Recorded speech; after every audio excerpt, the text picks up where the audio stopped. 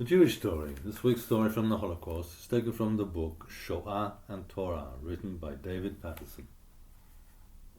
What is the Shoah?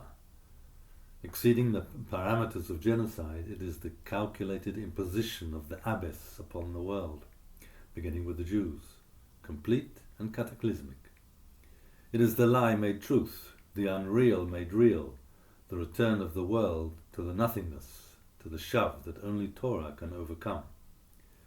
It is the astonishment, not over what is unimaginable, but over everything imaginable, over a world or an anti-world, emptied of every limiting principle.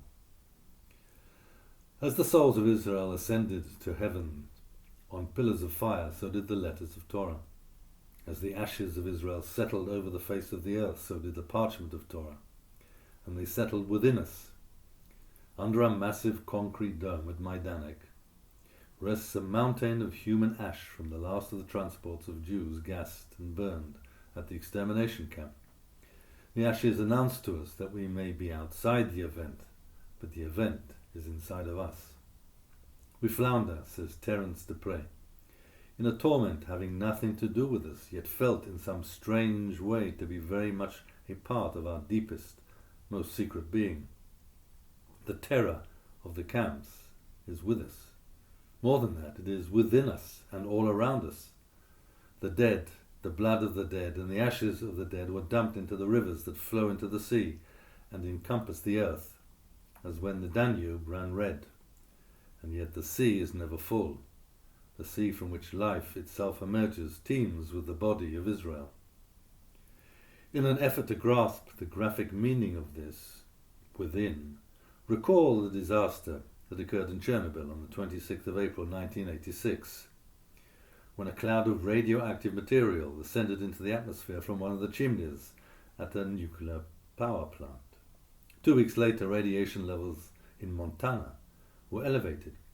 In fact, Earth scientists claim that one can determine air pollution levels over the years by taking a plug of snow and ice from Antarctica. "Oh, the chimneys," cried Nelly Sachs, "and Israel's body as smoke through the air." In the time of the Shoah, the remains of the Jewish people bellowed into the air in clouds of smoke, not for 1 day, but for 1,000 days. Not from one chimney, but from dozens. They reside in the earth from which we harvest our bread.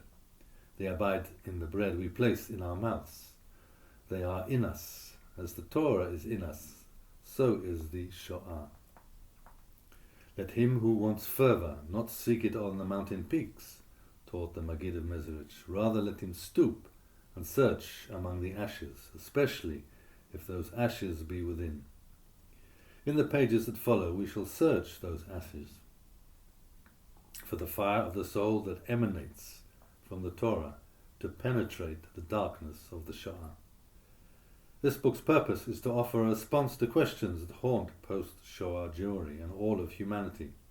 How can we read the Torah after the Shoah? And how can we read the Shoah through the Torah? And how can we not? Shall we read the Torah in defiance and anguish, or shall we read it in faith and devotion? Perhaps there are times when defiance and faith, anguish and devotion are of a piece. Yet read we must. Study we must, for what is a Jew without Torah? I end this introduction with a tale from the Talmud. In the time of the Roman persecution of the Jewish people, among the sages known as the 10 martyrs was Hananiah ben Teradion. Having violated the Roman prohibition against teaching the Torah, Rabbi Chanina was arrested and sentenced to be burned alive, with the Torah roll strapped around him. When the Roman soldiers came to take him away, his daughter Bruria broke down in tears. "Do not weep for me, my daughter," the rabbi comforted her, "for I shall soon rejoice in the upper realms." "I do not weep for you alone, father," she replied. "I weep for the Torah that is to be burned with you." "You needn't weep for the Torah, my child," her father assured her, "for the Torah is fire, and fire cannot consume fire." The soldiers led the rabbi to the execution site. They wrapped him in the Torah and bound him to the stake. and then lit the fire.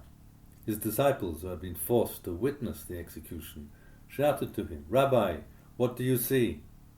And he answered them, "I see the parchment of the scroll consumed in the flames, but the letters are ascending into the heavens." Please pass on this story.